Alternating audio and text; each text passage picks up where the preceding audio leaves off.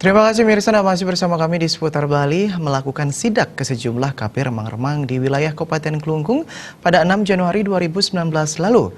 Hal ini dilakukan sebagai tindak lanjut imbauannya kepada pemilik atau pengelola kafe terkait penutupan kafe remang-remang hingga batas waktu Sabtu 5 Januari 2019. Sidak yang dipimpinnya dimulai pukul 22.30 WITA dengan melibatkan unsur TNI Polri dan Satpol PP yang menyasar sejumlah kafe di Kelungkung. Kafe-kafe yang disasar diantaranya adalah Kafe Sekarwangi dan Kafe Dewi yang berada di bilangan Bypass Ida Bagus Mantre, Desa Negari, Kecamatan Banyarangkan, Kafe Nirmala dan Kafe Lompang di wilayah Gelgel, Kecamatan Kelungkung, dan Kafe The Group yang terletak di Desa Gunak Sedawan. Dari 5 lokasi tersebut, 4 diantaranya saat dilakukan sidak tengah tutup, sedangkan 1 kafe yakni Kafe Group didapat masih buka.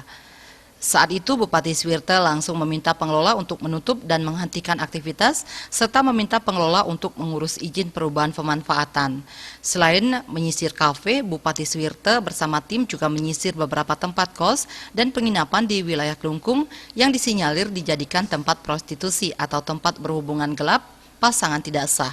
Di sela-sela melakukan sidak, Bupati Swirte mengatakan sidak yang dipimpinnya ini merupakan komitmen Pemkab Kelungkung untuk menegakkan Perda nomor 2 tahun 2014 tentang ketertiban umum dan melindungi masyarakat Kelungkung agar terhindar dari penyakit sosial dan penyakit menular seperti HIV/AIDS.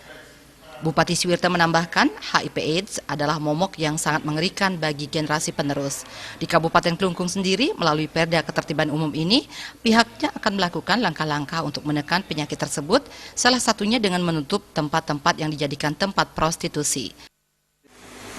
Sesuai dengan komitmen pada saat pertemuan di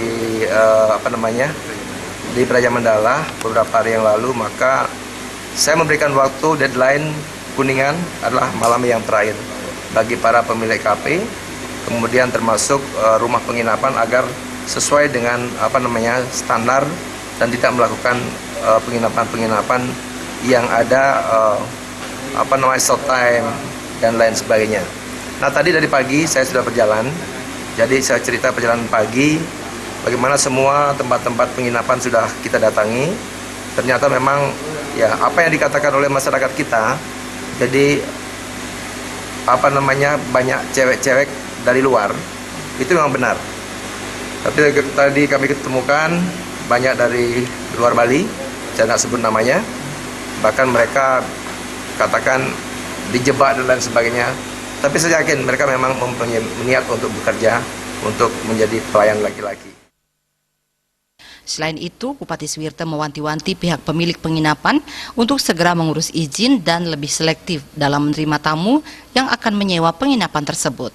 Humas Kelungkung melaporkan.